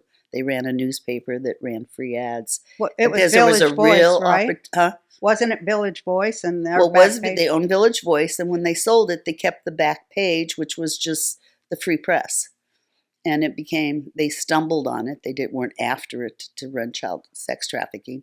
And they stumbled on it, and they had all these, you know, pimps trying to advertise kids. And they made their mistake because they were giving all of their cases and the suspects that they thought were pimps that were trying to use their paper, giving that information to the National Center for Missing and Exploited Kids, another FBI organization. And I said, don't do that. They're going to use it against you. And I was just a young little blonde girl, and these two older men, you know, were very salty businessmen. And they said, well, who should we give it to? And I said, you need to give it to the local police. And so when I told the local police, they said, this is what I got. I said, because the local police were setting up female cops in hotel rooms and running ads and then waiting for men to come so they could arrest them. There was not that much prostitution. They dismantled that whole program because they said most of it was just dirty talking. Yeah. You know, so, but the local police were able to do some really good work. And I took them into New York, and then some politician found out I was in town, and then the inspector general called me the next day and said, we're not meeting with Backpage today. I said, no, you're meeting with me, and Backpage is on my team. He said, exactly, you know, because you learn how to talk, what to get people through the system. And so we had this meeting with 12 cops, and we had this big screen, and they got to talk to all the kids in the shelter. And he kept asking them, what is it we can say to you when we rescue from this guy? And we say, you know, we're going to help you. why don't you tell us? Why don't you help us help you? And the kids really were perplexed and didn't know what to say. And I said to him, you're asking the wrong question. And he says, well, what's the right question? I says, ask her when's the first time she saw a policeman. When's the first time you met a policeman? They came to my house and they took my mother to jail for methamphetamine. They knew that was wrong. What the mother did was wrong. But that was the first experience of the police officers taking your mother away. When's the second time you saw a policeman? They came to my house and they took my dad away for some other kind of crime. And what did they say to you? He asked. And she says, he didn't say anything. They left me with my 16-year-old brother who was raping me. And he said, oh my God, we got to put police officers back in the schools to teach kids, who the heroes are and who can help them. And so and he got it. And he called me up. He said, because they had this political problem about dealing with Backpage. I said, okay, just do this. You need information on a guy. You call me. I'll call Backpage. They'll call me. I'll call you back. They said, no, we want to do it direct. So how that would work is they'd be sitting on a guy that they know he's got a child in a motel room, but they don't have enough to go in. Contact Backpage. Backpage gives them the ID, all the information you have to run the ad. They run it through their computer. Always on parole now. They can go in. And they said, we rescued 4 girls in the first week. So we really had a program that was really starting and was really going to work.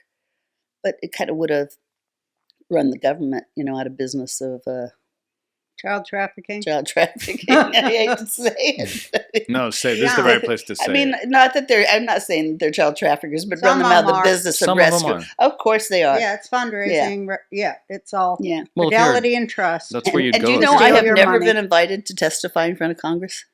That's crazy. Ever. One day I was pulling my hair out as they had all these Well, NGOs. I'm gonna use everything I have to make that happen. Okay. I'm gonna use every contact I have to make that happen, including Mothers of America, which they didn't even know that child prostitution or trafficking was an issue. They were thinking about school lunches. Too. Yeah. I introduced them to Kathy O'Brien. I'm going to introduce them to you. And now, child prostitution is their number one concern because Moms of America really need to wake up to see what's coming. Yeah. They are largely middle class, but it's time for the middle class to know what's on what's on its way for their kids, like it came for the working class kids. Well, and I've been invited to speak to the Republican Women's Club in Dallas in September.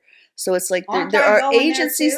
I don't know about that. Well, I'll come and see you. But you're I'll, largely. I'll tell them to put you on the list. Yeah, do it. I'll just come to watch. I'll be drinking the table and cheering. Yeah, baby. You're funded by a lot of Republicans too, Yes, right? my support is generally Republican. That's Isn't very, that the Democrats way it help me. goes? very telling. Isn't it amazing? Isn't it amazing? Not a lot Well, of the Democrats. Democrats are like Newsom over there in California. Look what he's doing. Yeah. Look what he's doing to kids. They're going to take those to kids families. from the parents Look at it. and put them in the system and traffic them. That's what I think. Well, my and then get in bed with Monsanto's chemical castration I programs. have no respect for politicians. It's just, at all. I'm really for term limits and real short ones. Yeah, like a day. Yeah. But Yeah, 24 hours.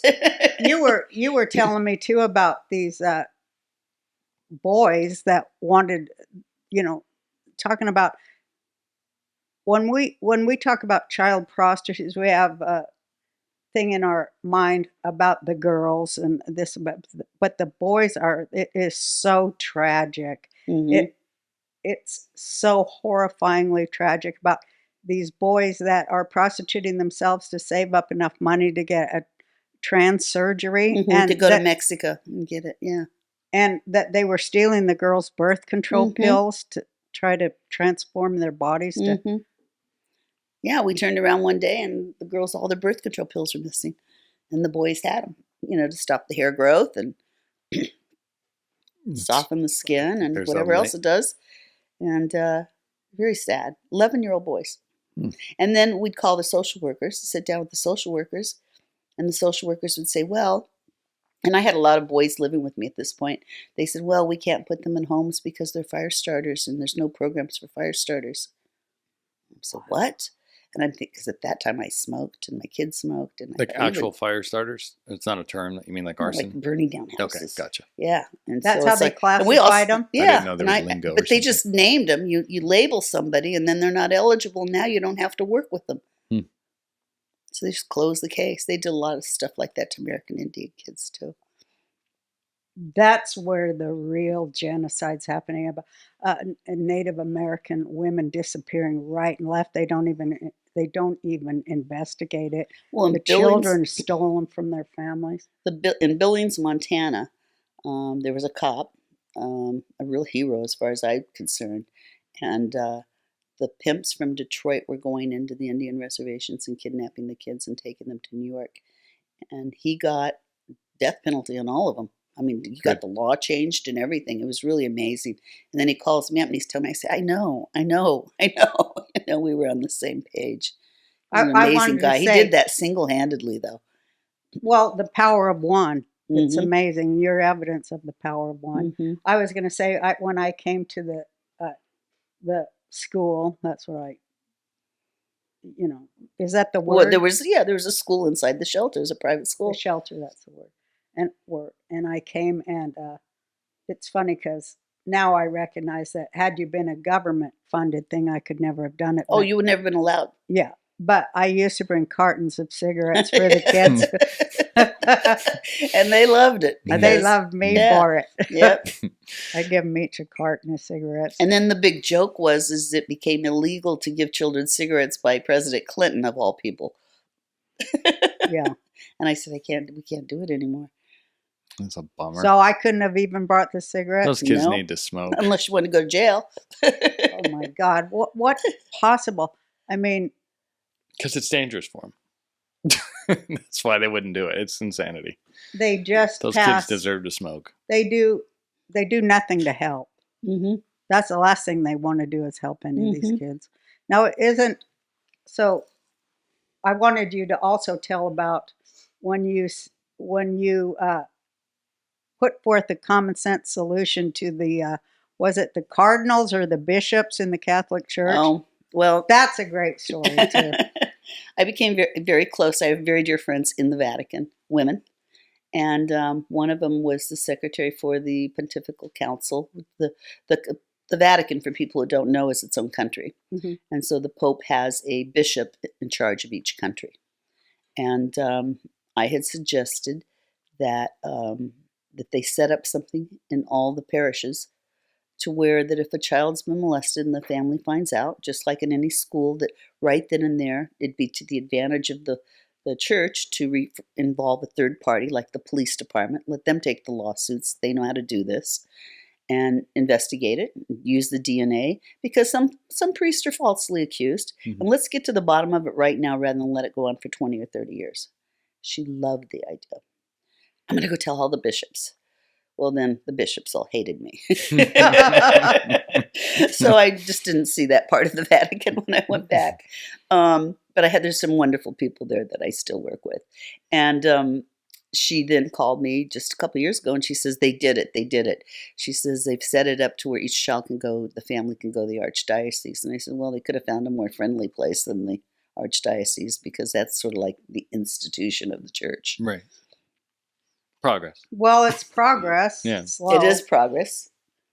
Can you It's tell progress. one quick story and then, because you told me at lunch, like you're involved with not involved with, had run-ins with the Crips. Oh, yeah. Because you said they were heavily involved. Oh, yeah. Can you just tell that one story? Well, let's see. I just think you're badass. She is the most badass. She is, and it's like we got to let people know it's not just. We could talk government. about cream. And You're one of doing the things. young women who worked for me, who had been on the street before, who I'd rescued from the street, she's very smart, very accomplished. And she was working with a detective in the sheriff's department in the gang unit. And the gang unit had called our offices and they wanted to know why our phone number was on this phone. And it turned out that we had the girl that they needed, that the Crip was running. But we lost the girl. She was back on the streets. And we said, yeah, we got it. We got her. We can find her. Come to find out, he's all tatted up. He tattooed his name on the face of 51 girls. Hmm. So she went to juvenile hall, and we always went to juvenile hall and spoke to the kids in a group. But this time she was just looking for faces that had the tattoo. She found 13 kids. So she worked to get them out and get them relocated through just informal contacts through juvenile hall and probation and the police, who were helpful. Then LAPD, she goes to LAPD. She says, why didn't you do this case? You've had this case for 2 years, and she's raising hell. And she walks into some police conference, and this cop is up there taking credit for her investigation, her findings. yeah. And she was just devastated because she was young. It was like the first time that happened to her. And then the sheriff's department, the gang unit, they were the ones who brought us the case. Now the FBI gets involved. And it's very cute. Uh-oh. She comes to my office and she says, I need your help. And I said, what? She said, well, today LAPD's coming. It's okay. She said, the sheriffs are coming. It's okay. And the FBI. It's okay. So I said, we'll sit them down at the dining room table downstairs.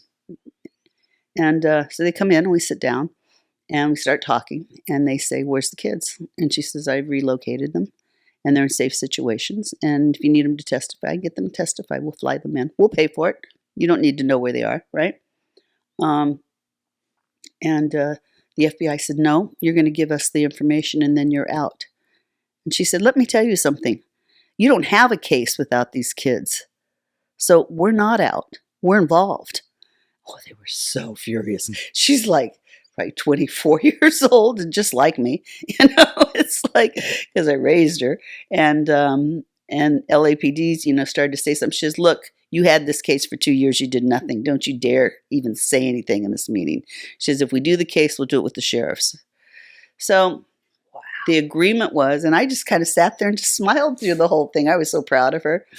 And so we decided to do the case with the sheriffs. The sheriff's kind of new to the human trafficking at that point. So the sheriff's, it's in some other different county. And the guy has gone through human trafficking school, the prosecutor. They have all this human trafficking training. They don't know anything. Right, of course not. So anyway, he's going to do the case. And so the sheriffs go down and talk to him. They talk to the prosecutor. And the guy agrees to wear a undercover microphone and to go out and set up all the pimps, the Crip pimps in Compton, if they give him only 6 years, because this is his third strike. He was going to jail for life. Mm-hmm. And they agreed. Thanks to Biden. and they agreed. The prosecutor agreed to it. Sheriffs go back to the sheriff's station to get their audio equipment and stuff. And they go back to hook him up and do their little sting. And they say to the DA, where is he? She says, well, I gave him the 6 years. He's in prison. Why? He said, well, he hasn't done anything yet. They said, but he agreed to it. But he hasn't done anything yet. Do you think he's going to do something now? He conned you. Yeah. So it's like, it's really hard to bring new people to the game, particularly if they don't want to listen to you because you're women, and no matter how much they'll never give you credit for what it is, So, it's just a bundle. It's really been bungling to have all these new people come to the trafficking who don't know, because the only people who really know, in my opinion, are vice cops. The ones who are out there in the car, in those shabby cars. They're dirty. Their hair's they're unkempt. Oh, thank you, unkept, and driving around and it's dark. And well, the only people that know the game are people who live the game. Well, and they live the game too. They're part of the game too. Yeah, they are. Yeah.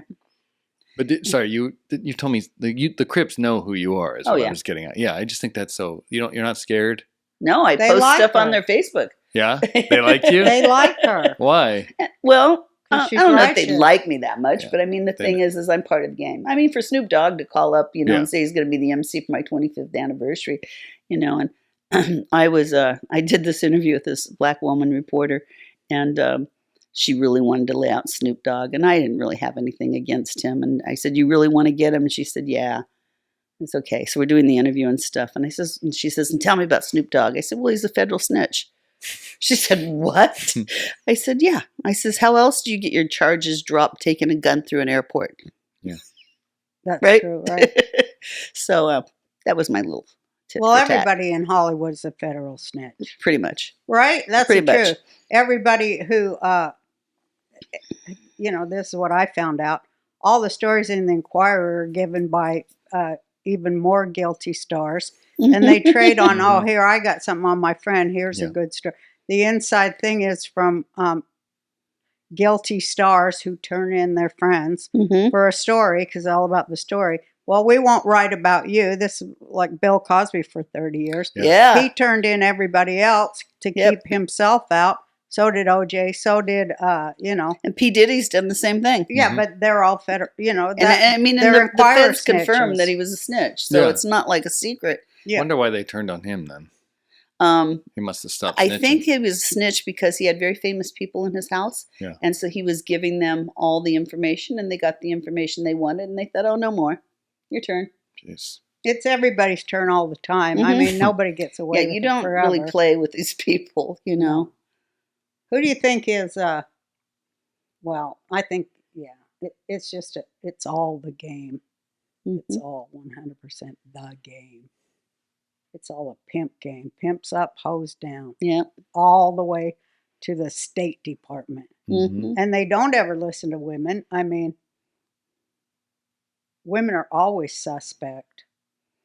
Well, and they still don't get promoted into No. positions of control and stuff. I mean, Well, unless they have a penis. Those women, some of them do. Those women get all the rewards. But and then there are those who sleep their way to the top. like Kamala, Yeah. I say she blew her way to the middle. But yeah, that's infuriating, Yeah. isn't it? Yeah. But oh my God, do you think it's all going to crumble, or what? I do don't you- know. I don't know. I I'm don't scared. believe It's it. the oldest Are you business in the scared? I'm world. scared that the whole society is collapsing. Yeah, it is. Well, it is. The crime is outrageous.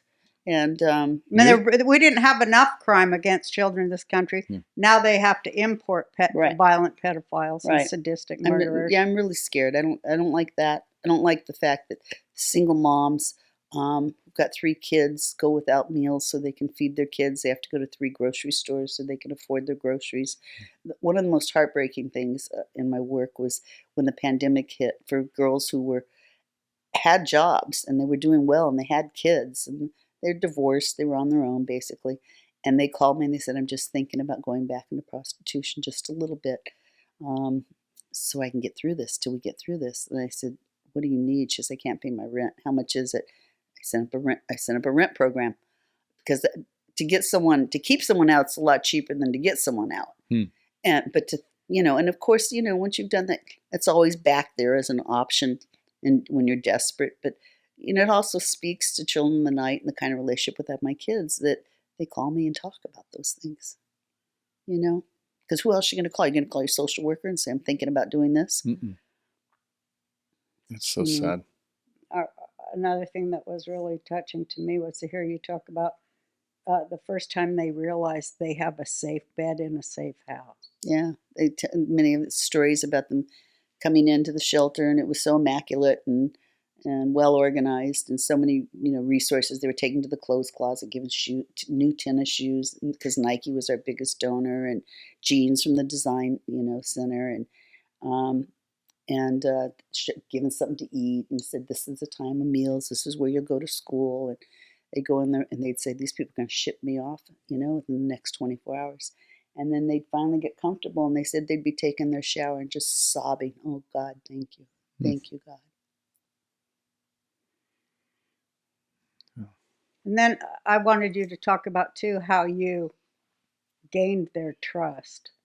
When you were talking about how you'd call bullshit and people had to leave if they violated your trust. And the kids would see that you were not bullshit. They came to me because of a staff person or something? Yeah. Mhm. I'm very well known among the Department of Children's Services as running a child-centered program. What my kids said went.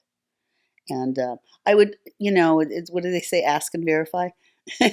So, they'd come and they'd tell me stuff. And then I'd say, okay, I got it. And they said, well, we don't know. I said, no, I got it. And I was very good at handling it. And they had tremendous respect for me because of that. I had 2 girls come to me one time and said they were scared. And I said, why? And they said, well, we're going to the movies tomorrow. And this other girl came in with a cell phone. She called her pimp. And they're going to come and they're going to grab 2 of us. And she picked us out. So, no, she's not. And I said, I got it. And they said, when do I want to know? I said, I got it. Just trust me. And the next morning when everybody was ready, I told a couple staff people that were taking the kids out. And the next morning when it was time, they had breakfast. Everything was usual. It was time to go. They were all dressed. I said, you have to have tennis shoes for the movie theater because lots of germs. We had good lies. And then they came out and they were ready to go. And I said, guess what? And they said, what? I said, you're going to Disneyland. And we put them in a van, took them to Disneyland, safest place in the whole world. And they go to Disneyland, and the one girl who was going to meet her pimp went out the door. And they just, it was brilliant.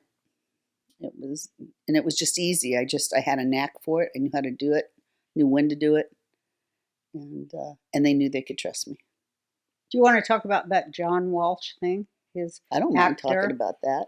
Yeah, his daughter, Megan, I don't know if you've run into her. We're probably going to have her on someday, but between you and I, I'm not sure how to verify everything. Do you know about John? She doesn't know about that, but she does know that he brought his... Well, he wasn't physically there, but he it was wasn't his there, show. but his show. And America's Most Wanted. Tracy went after him because Tracy, and I had a bunch of friends who were doing a show, and every time they're doing the show, he's going, what are you going to do about that little girl? And they were doing a show for LAPD. And my kids were teenage girls. They're in gated property, but they're on the deck and they're waving to the actors. It's exciting for them. And hanging out their windows. One of our girls takes her sheets and ties them together and goes down and gets in the car with the guy. And another guy, an actor. And another guy comes in and has sex with one of our girls. Oh my God. And I end up calling, and my street team is coming, it's 2:00 in the morning, it's coming back from the streets, and they saw them, they said, oh, you guys are in so much trouble. So they came in, they called the police came out, the guys ran, they issued the warrants, it got all twisted. The one police officer who had taken the dress to the sex crimes place or so, he got in a lot of trouble, because it was the powers to be. And they didn't want to prosecute it because they were prostitutes. And they said they were willing participants. And But weren't they underage? Yeah, they were underage. And so we ended up, I made them file it anyway. And a friend of mine who runs political campaigns called the DA and said, you don't know who you're messing with. You do this. You make sure this is filed. You lose your job. So we went down to the DA's office for the court date, and this assistant district attorney separated her from me and said, you don't have to do everything Lois tells you. You don't have to testify. She says, no, I want to. And she got up and she testified, and the judge gave them, I think, $1,000 fine and some community service. Sickening. And for child rape. We talked about it, and I called John Walsh and told him. And so did Tracy when she went and did a show. And I had called him and I'd said, I wrote him a letter or something. I said, least you could do is put together a scholarship for this little girl. It's not an admission of guilt or anything. Help. But every once in a while, I see him at a law enforcement conference and he walks by me, his head's like this. He can't look at me. Yeah, what happened when you called him? Because they were actors he had hired, or? Mm-hmm. I said, this is going to be a blemish on your reputation because they're your actors, and you should, bear some responsibility and do something about it. I said you could contribute or something. And never heard another thing. But that's how it is in Hollywood. It's not just him. It's like, we have to protect. It's like the operation. We're in mass formation. We have to protect the operation. Well, there's talk about him being involved in trafficking. That's the CPS and the missing children thing. I mean, they all are blemished. They all have, because where do pedophiles go? They go where there's kids. Right. Mm-hmm. And it's... and what a great cover. Yeah. Well, that saying, the safest place for the devil to hide is in church. Yeah. I mean, really. Mm-hmm. And then they have the authority of that behind them when they molest. But I mean, something about just the out of control pandemic of this molesting and destroying children in America, incest, you know, just the whole pedophile thing is so out of control, and yet it's invisible at the same time. That is proof of mass formation mind control. Yeah. Well, the other part of it is there's such a stigma. And how the perpetrators are not punished anymore, especially in California. Right. They're given like a month. Not even a month. Yeah. You know, I mean, you know, with our DA in Los Angeles, that just has to change. That nobody's going to jail for anything, and he's been recalled so many times, and can't get past him. Yeah. So there's an election, and everybody's hopeful that we can get him out, but we'll see, because he doesn't prosecute anybody. Well, he's a Soros plant. Yeah, Is it that's Gascon? What's his that's name? what they say. Yeah. Yeah. But especially they Unbelievable. don't prosecute or It's jail by design. child rapists. Mm-hmm. Man, what a way to destroy an entire country. The community, yes, Yeah. humanity. Humanity. I think it's by design, personally. I think it's intentional. Well, that goes back to the Franklin case, right? Yes, Everybody should read about the Franklin case, the right? Franklin Papers. What's Franklin that? That was the Republican. I think people were in office, and that was boys. Boys Sex Town. rings of boys. Boys A lot Town. of boys. A lot of boy prostitutes in Washington D.C. Yeah. A lot of clubs where boys, dance, and diplomats have immunity, so they can't arrest them. And Well, now they just do it right in Congress. And- with the page. You Yeah. remember that? yeah, Yeah. He looked like he'd been there But she's before. talking about children. yep, Well, I said he looked like he'd been there a while. But anyway, it's everywhere. Yeah. But it's interesting because when I was in Europe, in Italy, I could not convince people that it existed in their own country. It was just amazing. And then that movie came out. I can't remember. It was on cable. It was an Italian name of two middle-class Italian girls that ended up with these organized crime guys in a club. And they said, well, that's just one case. Yeah. France, the same thing. I named off their presidents. I said, what do I have to do? Go see them? I think they know where they are. Because both their presidents were involved in sexual harassment, sexual stuff. So, okay, let's end with talking about your organization. And I love that your whole board of directors are people. Well, not my whole board that exists now, because they're running a nonprofit is a heavy business. You need to have, CPAs. You need to have business people. And there's only 5 of us. I keep it very small, so we stay away from politics. But my alumni board are all people who have gone through the Children of the Night program, and they have PhDs, and they're first. it's amazing. Yeah, first responders, firefighters, bankers, finance, teachers, therapists, and God, that's amazing. We've put together a scholarship fund, and there's an application on our website, and we're already getting the people that are coming through faking it, to try and apply for scholarship funds. And I'm still in the meetings with them. They're going, how do we tell? How do we tell? I says, it's okay. Let us just grow. And fortunately, I just had one of my other friends who's been with me for a number of years, who's on the board. And she's bringing 2 other people that lived in the shelter. And I said, just, we have to build, And the deal is if you're on the board, then your children or you cannot have a scholarship. That has to be no conflict of interest. So, but it's really coming together. I'm very proud of them. So great. Is there a place people, because if it's private Yeah, tell donation, us. is there somewhere people could donate that want to help? You have a website, or where can we put Well, people? allchildrenofthenight.org, Mhm. and you can specify what you want your contribution to go to. If you just want to do, general operating wherever you need it most, I want it for a scholarship, and I do have people that donate just to scholarships. Okay. And I have discretionary money. When you get those 20, 30, 40 PayPal donations, that's discretionary funds, so you can use that as long as it's program purpose. And we don't have a lot of scholarships, and we do things. We had one young lady who was working at the airport with luggage, and she wanted to get her own little business going as a side hustle, and she wanted to go to eyelash school. And we paid the $600 for eyelash school. What was the big deal? And we bought her equipment, and she now has a salon. She works in a salon. It's amazing. So, but nobody else would do that. Where would you go to get someone to do that? So, but this group understands it, and boy, they can smell a rotten egg in a minute. It's so great. It's like the gifting of self-respect to children who never would have had the opportunity to grow it in any other way. God, that's a healing of the world. It's really the most important work there is. If you really boil it down, what you're doing is the most important And thing. has done for how many years now? 50? No, 40. We get an edit here.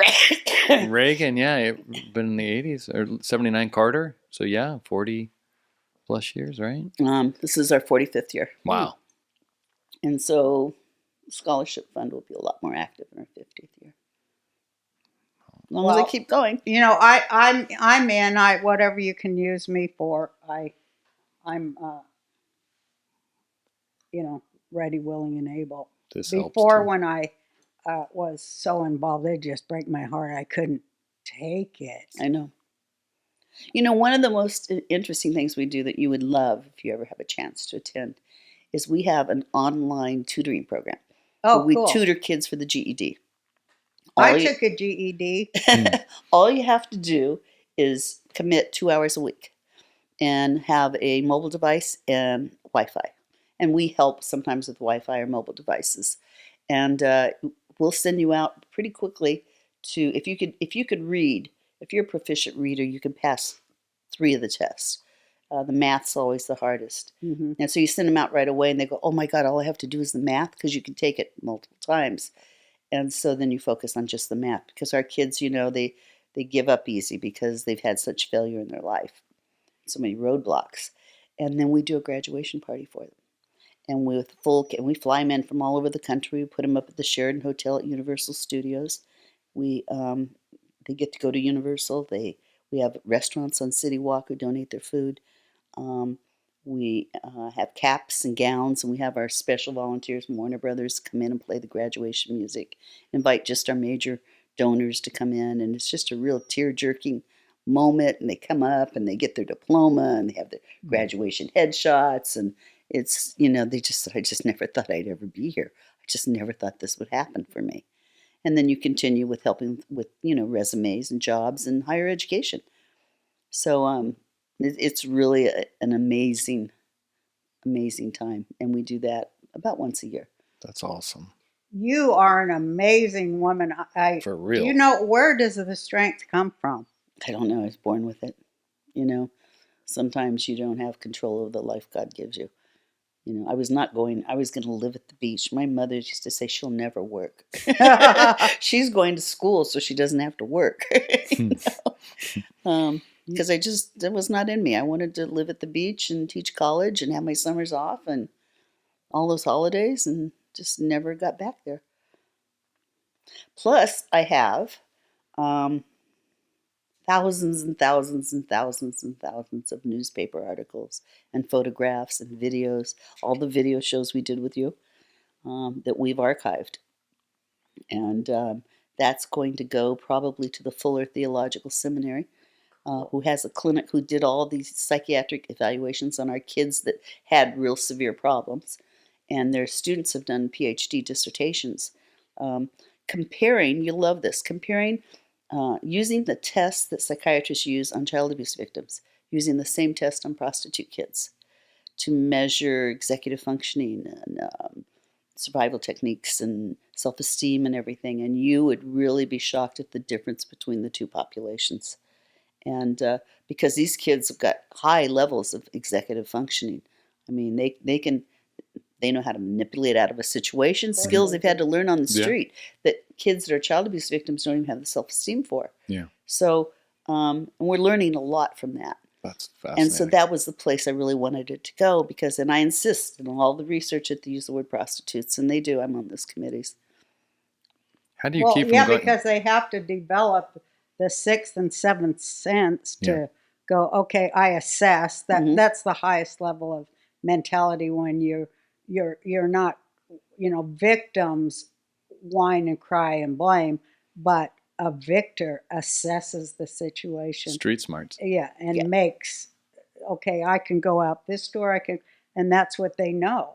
And they've never been able to access that in themselves, and you gave them that. Hmm. and it's Well, they could be- had that skill. That came from being a prostitute. From yeah, I surviving know, there, but I mean, to give them a viable way to access Mhm. it to help humanity and the world. I mean, look at it's just it's This a data- resource that isn't even looked at for development. This data doesn't exist anywhere in the world because these are kids who voluntarily went for the assessments because they wanted to know what was wrong with them.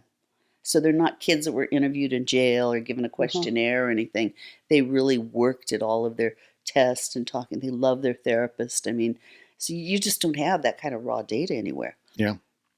How do you keep from going crazy with all the dark stuff you've seen? Like, Focusing on the light stuff. yeah, You know, the dark stuff becomes routine. that's. Yeah, couldn't you do just it. rise above it. I Right? couldn't do it. Well, it's just routine. This is what needs to be done. And then I can only do so much because the participant calling me has to do their end of it too. It's dark. So Well, if more women were like you, we could, really turn things around. start our in a own country. That's Our what I own think we're going planet, to do. maybe. I'm already working on it. Another island. I'm already working on this called New America. And we set up a new country based off the Constitution of the United States of America. I think it's going to happen. So it It has needs to to. happen. Because this one's gone. Yeah. I don't know. Not I yet. think enough smart. I always say enough smart women could turn anything around. Yeah, Don't but you they have to think? be empowered. Well, And so many of them aren't. right. Or they buy into it, by making their movements middle class so that they can be acceptable. Yeah. I mean, it used to be if you were a feminist, you were either a lesbian or a minority woman, Mhm. right? And I remember back when I was in college when Flo Kennedy and Yeah. do you know Flo Kennedy? Mhm. Okay, she was my mentor, and Oh. is an activist. And my first television interview was following her, and I didn't really know her, and she went up before me, and she said on national news, "I don't know what the big problem is. Nobody's ever died from a blowjob." And then it was my turn. I couldn't even talk. And the TV people said, "You could have cited some research." I said, "Yeah, well, next time I'll know." It was but no, and I stayed in her apartment in New York, and we paint the signs, and she'd drive her cab back up and down the street as we were marching, and it was really fun. She was really amazed. She used to call me Little Lo. But anyway, Flo She was Kennedy amazing. and what's the name of the woman who found the Ms. movement? Gloria Steinem. Gloria Steinem did the college lecture circuit. And so everybody was considered either a minority or a lesbian. And I guess some guy in the audience at the college asked them, "Are you lesbians?" And Flo said, "Are you the alternative?" I remember that line. That was a great line. I've used that as a When- slam. No, she was fabulous. But then it moved on to be, a middle class movement. Yeah. Prostitutes are not part of it. Lesbians had to really fight like hell to become part of it. hmm I mean, I think think there's it's- still a little tiff in all that. There's it's a big upper class tiff in now. all of it. Yeah. It's no longer middle class to me. I think it's upper class now. Yeah, it's all maybe. yeah. That's I mean, what they I'm don't saying. want middle I'm so class women removed from those formal No, it's organizations that rich white women that are. I always say they're ruining everything now, and they've co-opted the Well, feminist they movement. just That's went another pure podcast. commie. They just went pure commie. Well, they don't care took about over middle class everything. women anymore. They don't care about working class. They certainly don't care about the lower classes. So it's just an elitist party to say, look how great we are. And they all Yeah. sniff each other's farts at parties and have some Chardonnay. No offense to either one of you, but that's what it's, I I know you We two like like it. Chardonnay. Yeah, but I mean that's what I see. So it's really sad. Well, Middle class would be great well, if they got I, involved. Yeah. I'm just proud of you for inventing a cure and a solution. And long may it wave. And I hope the sparks of your intelligence and the women who've learned from you explode across this country. Well, it's a 24/7 job. Find someone willing to make that commitment. That's the hard part. And find someone who'll be honest about it and committed to it. There's a lot of people that come and, they say, "I want to be you." I've had a lot of interns come through. They don't want to work. They want to do television shows, Yeah. Well, childrenofthenight.org is Yeah. the website if you want to. Well, there might be some women out there who hear what we said here today and go, okay, I could do it. Mm-hmm. I can leave the beach. Mm-hmm. I do see small groups of Christian women setting up homes. Those are where most of the good homes are right now. Yeah. Taking in 6 kids. And they've Yeah, I had, see that too. you know, they've had trouble with the state in terms of getting licensed. I had a couple women who came to me, I think they're from Texas. And I said, they won't give you a license? And she said, no. And I said, what's the woman's name? And I called her up and told her who I was. And I said, no, why can't we have a license? She said, oh, we can get a license. We just need to fill out this form. I said, good, you'll send that to me now? You know, so the more I can use my power to help those individuals do their own thing. Yeah. You know, That's because what I wanna real see. easy to get people to come in and say, "Oh, I want your job. I'll take over the $6 million." We ain't doing that. The money's going to the kids. It's going to go to scholarships. It's going to go to help them for as long as I live, and Well- thereafter. Well, God that's bless you. cool that, you know, there's Christian women out there organizing everywhere. Moms of America are like that too. They're Mhm. Christian women that want to organize and do the right thing. You know, you just have to tell people what's really going on. Right. 'Cause And they you have to don't tell get- them how to deal with it. You know, Yeah. they get so scared and intimidated by these kids, and they don't realize they're like any other kid. You have to sit them down and go, no, we're not going to do that here. Right? Yeah, and to be strong enough, Mm-hmm. I guess, in your faith and your will, that you can, you know, tell a kid no, and that's hard. Mm-hmm. It's real hard, and sometimes they hate you for it. But you know, my she's vice president of operations now, but she was the teacher for 22 years, I think, in the classroom at the shelter, and I'd walk, and she's Jehovah's Witness. She's very sweet. She's very quiet. She's very strong. And I'd walk down the hallway, and I'd see a kid sitting in the hallway writing. And I said, "What are you writing?" "I will not shout out in Miss Ventura's class. I will not." 100 times. People came from around the world to see, how do you get these kids, you know, to sit in school? I control their food. I control what time they wake up, what time they go to bed, what they do during the day. I make sure that they, you know, they have entertainment, that they have Parenting. social interaction. Right. Because you're helping them focus their mind. Mm-hmm. That's the big war, isn't it? Mm-hmm. They're having, you know, too much idle time. And then, you know, idle time makes way for bad people to come in and help you unfocus your mind. Mm-hmm. And they know they're protected. I mean, you know, I'm not going to put up with anything. Yeah, So, they know that they're safe with you. yeah. Well, I love you. I love you too. It's And- been a long time. Yeah. And I remember, you know, how we met. And that was when Tracy called me and said, "What's going on?" I said, "I don't know how I'm going to make payroll. I don't know how I'm going to keep it open." She said, "I think I can help." And next thing I knew, you called me and you took care of us for a month. Wow. It was a very, very generous donation. It was one of our biggest. And I'll never, ever forget you for that.